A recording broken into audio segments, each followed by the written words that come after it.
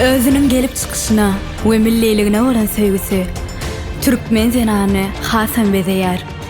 Yüreklerin en tämiz duýgularynan dören nagyşlar, ellerin çeperliginden çekilen keşteleri öz egninde görmek dünýäňe buýsan çağışlaýar.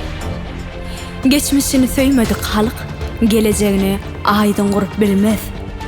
Gahrman arkadaýymyzyň taýsy tagallalary netijesinde Türkmenin milliligine, taryhyna bolan söýgüsi watanyny ýagty we bagtly günler alyp barýar.